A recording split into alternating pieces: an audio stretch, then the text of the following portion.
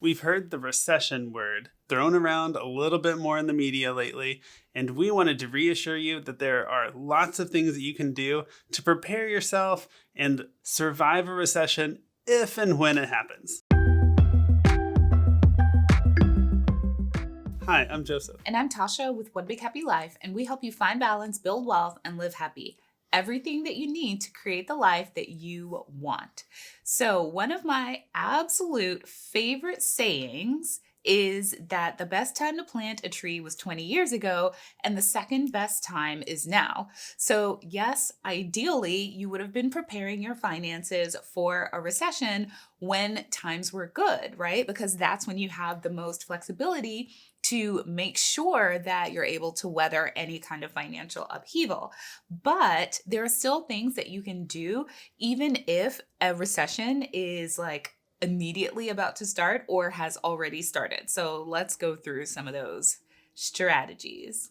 And of course, all of these strategies work whether it's actually a recession or it's more localized, just something that you're experiencing in your community. Because an actual economic recession is 2 quarters of negative growth. So the economy shrinks for 2 quarters. So that's 6 months.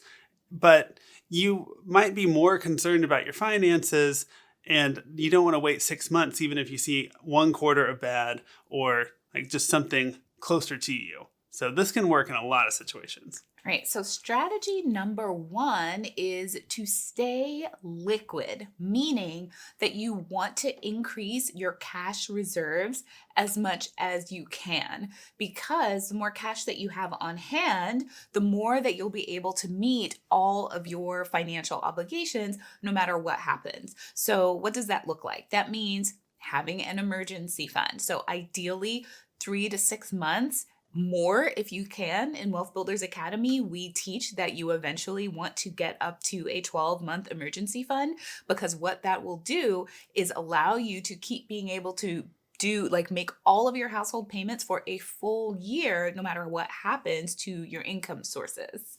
And as you're trying to stay more liquid, go ahead and plan it all out. Start or revise your 1-year spending plan. And of course, if you don't have a 1-year spending plan, go get your free template at onebighappylife.com/budget so that you can start planning an entire year right now. And it's great to do it during a recession for several reasons.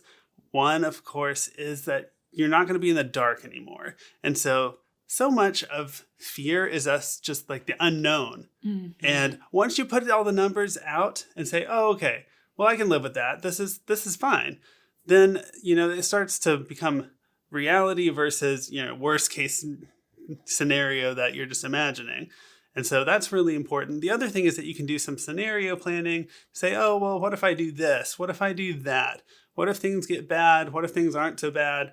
And having a tool like a 1-year spending plan to be able to do that is very valuable. And it'll also help you with, like Joseph said, the liquidity, because you can really look and see, well, what areas of my budget do I want to tweak during the recession?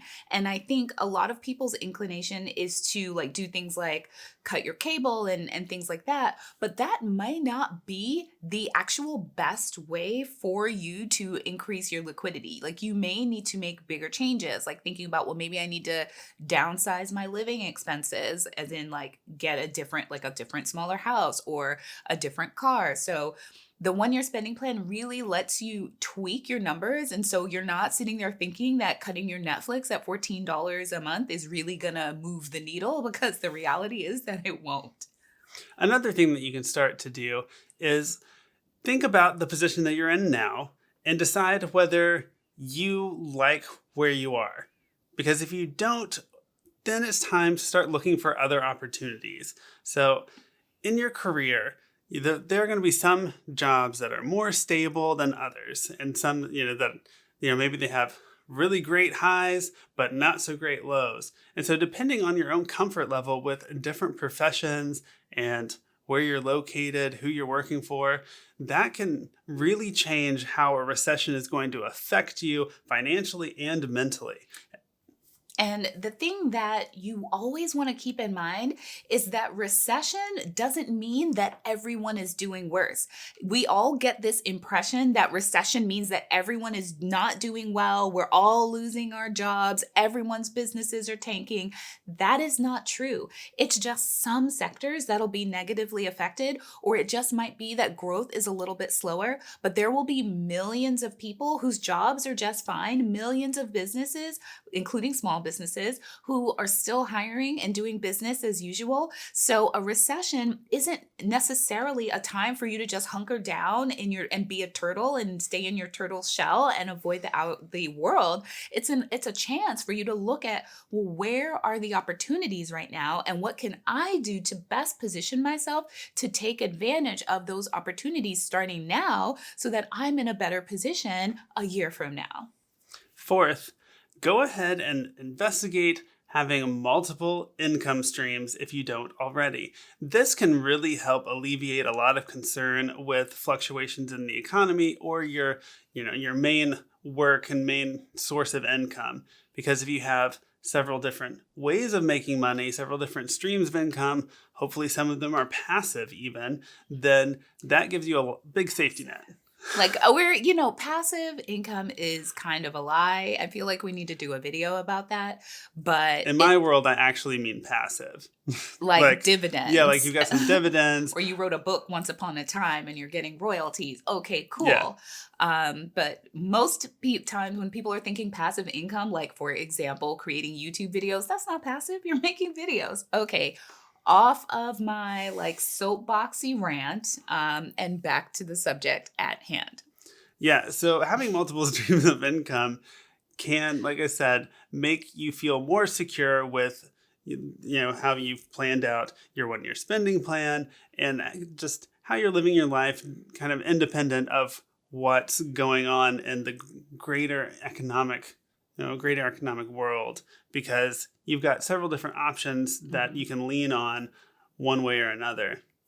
Number 5, keep investing. Investing often, like regularly, is so important. And your whole investing strategy when you are investing to build wealth over the long term is that because you are consistently investing over time, your money is taking advantage of both the highs and the lows. So if you stop investing every time the market tanks, you're depriving yourself of your ability to buy in when the market is low. Again, we're not trying to time the market. And so you buy in when it's low, and yes, it'll pick up eventually. But if you're only investing when the market is doing well, that means you're buying it when it's the most expensive. And that's going to lower your overall returns. So as much as you can, resist the urge to lower your investments and instead look for other ways that you can inject cash into your budget, like by having multiple income streams, like Joseph mentioned. This one's going to be a shocker. We do not want you to keep doing rapid debt payoff. And even we don't want you to do rapid debt payoff if it means that you are ignoring your emergency fund. $1,000 is not an emergency fund. Yeah, so rapid debt payoff seems like it is going to be a great thing, and it's not necessarily bad, but it could be depending on your financial situation. And so if you don't have a real emergency fund, that can be very detrimental. And also, if you are concerned that you're going to have a dip in income or increase in expenses, the number one point that we made, you want to maintain your liquidity. If you use all of your cash, which is your liquid money, to pay off debts, then that liquidity goes away. And in a recession, typically credit tightens up. Mm-hmm. And so you might be thinking, I'll just go out and I'll get more credit if something bad actually happens. Well, you might not be able to when you actually need it, but you could tap into that pile of cash that you would have if you hadn't, aggressively paid off those debts. So if things aren't looking great or you're a little concerned about things, it is not the time to make an extra mortgage payment, for instance. Yeah. So if you have a solid 3 to 6 month emergency fund and you're investing at your minimum savings rate and you still have extra cash left over, because remember, we talked about the fact that not everyone is doing bad during a recession, then you can put that extra cash, especially if it's coming from a side hustle, towards debt payoff. But debt payoff should not be your priority. You want to make sure that you are building your financial stability first. And talking about financial stability, also maintain all of your insurance, or maybe not all, but your key components of your insurance, because that is going to protect you and your assets from, very, very large things that you couldn't otherwise overcome easily. Like, none of us expect to get in a car wreck, right?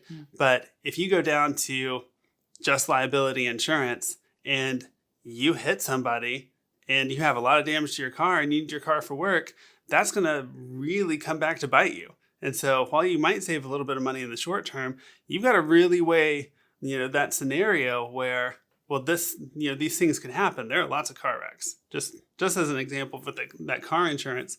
But your other insurance as well, life insurance, health insurance, you can't just say, oh, I'm definitely not going to need that. And times are a little bit tighter for me right now. You really think about the long-term impacts and why you have those in the first place.